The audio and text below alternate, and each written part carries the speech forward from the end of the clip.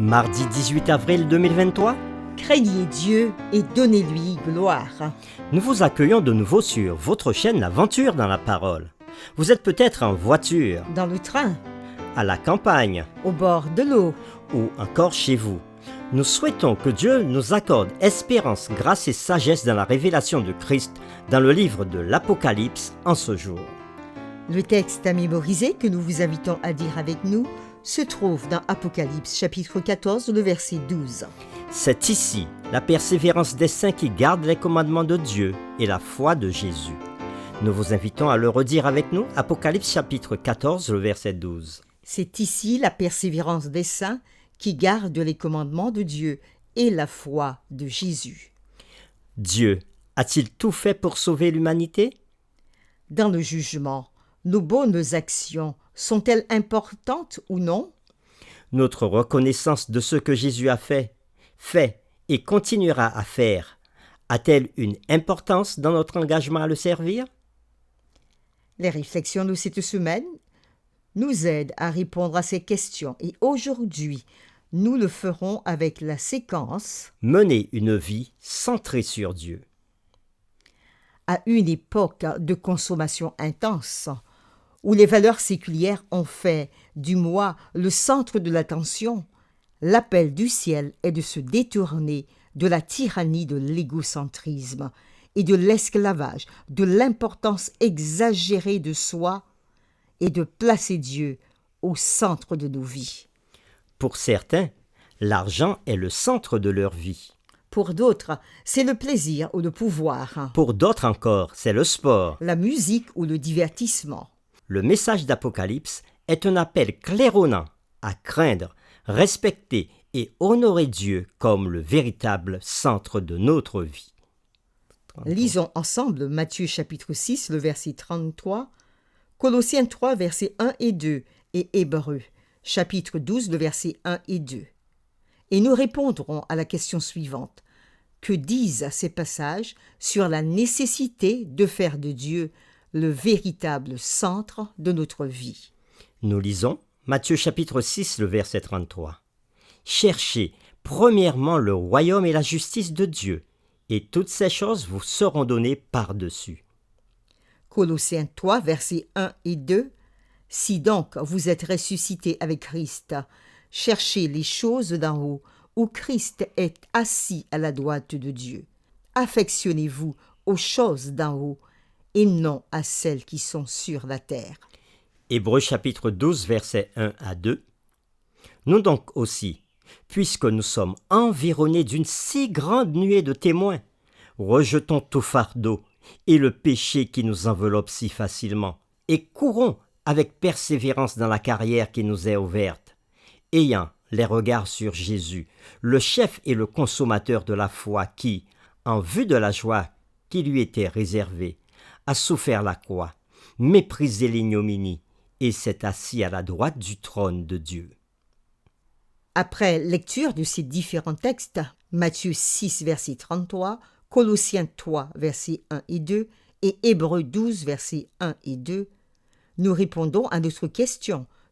Que disent ces passages sur la nécessité de faire de Dieu le véritable centre de notre vie?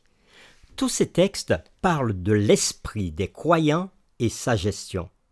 Utilisez votre esprit pour faire du règne de Dieu et de ce qui est juste à ses yeux votre préoccupation première, selon Matthieu 6, verset 33. Un exercice de l'esprit pour rechercher les réalités d'en haut, là où se trouve le Christ qui règne à la droite de Dieu. De toute votre pensée, tendez vers les réalités d'en haut et non vers celles qui appartiennent à la terre. C'est une véritable concentration et un exercice de faire de la parole de Dieu, de ses promesses, des réalités dans notre vie. Et dans Hébreux 12, versets 1 et 2, il est conseillé par un choix, un acte volontaire, de se débarrasser de tout fardeau et du péché qui nous cerne si facilement de tous côtés, et de courir avec endurance l'épreuve qui nous est proposée en gardant les yeux fixés sur Jésus. L'esprit humain doit contrôler le corps, les désirs et pulsions par un choix délibéré et conscient, et cela peut se faire en fixant ses pensées et ses orientations sur Jésus par la puissance du Saint-Esprit. La question centrale dans le conflit final de la terre est une bataille pour l'esprit. Il s'agit en effet d'une question d'allégeance, d'autorité et d'engagement envers la volonté de Dieu. La bataille finale dans le grand conflit oppose le bien et le mal pour le contrôle de nos pensées. L'apôtre Paul nous donne cet avertissement dans Philippiens chapitre 2, le verset 5. Qu'il y ait donc en vous cette pensée qui a été aussi dans le Christ Jésus. L'esprit est la citadelle de notre être. Il est la source de nos actions. Le mot traduit par « qu'il y ait » signifie permettre ou choisir. Il s'agit d'un acte volontaire. Le choix d'avoir la pensée de Christ est le choix de permettre à Jésus de façonner notre pensée en remplissant notre esprit des choses de l'éternité. Nos actions révèlent le niveau de notre processus de pensée. Craindre Dieu, c'est le faire passer en premier dans notre vie.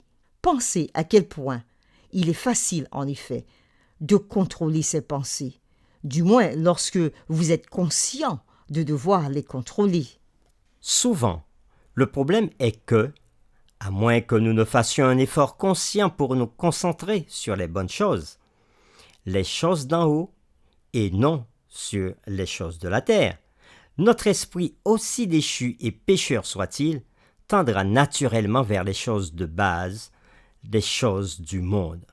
C'est pourquoi nous devons, comme l'a dit Paul, choisir délibérément et à dessein, en usant du don sacré du libre arbitre, de nous arrêter sur les choses célestes.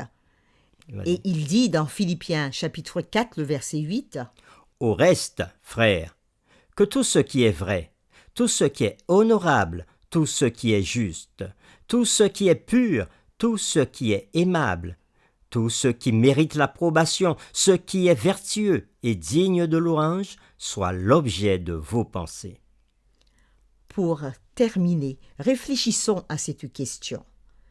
Comment pouvons-nous apprendre à faire ce que Paul nous dit ici? Nous vous invitons à prier avec nous. Seigneur notre Père, encore une fois de plus, nous te remercions pour ta parole, le pain que tu nous donnes aujourd'hui. Ta parole est le pain de vie, c'est celui qui nous nourrit. Et si ta parole nous nourrit, elle nourrit nos pensées, de telle sorte que nos yeux seront fixés sur Jésus-Christ notre Seigneur. Et voilà les conseils que nous trouvons dans ta parole. Elle nous dit de rechercher premièrement ton royaume et ta justice, et de ne pas rechercher premièrement ce que peut nous offrir le monde. Ta parole nous invite aussi à nous affectionner des choses d'en haut, des choses du ciel, ce qui est contenu dans le livre de l'Apocalypse pour nous élever vers toi. Ta parole nous invite aussi à persévérer, et c'est l'apôtre Paul qui nous le dit, de fixer les yeux sur Jésus et de persévérer dans la carrière avec les yeux fixés sur Jésus.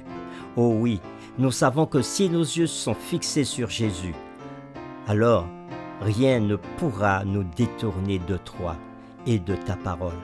Alors Seigneur, nous voulons ouvrir nos cœurs aujourd'hui et te demander de nous donner la force de garder les yeux sur Jésus. Nous t'avons prié en son nom et pour sa gloire. Amen.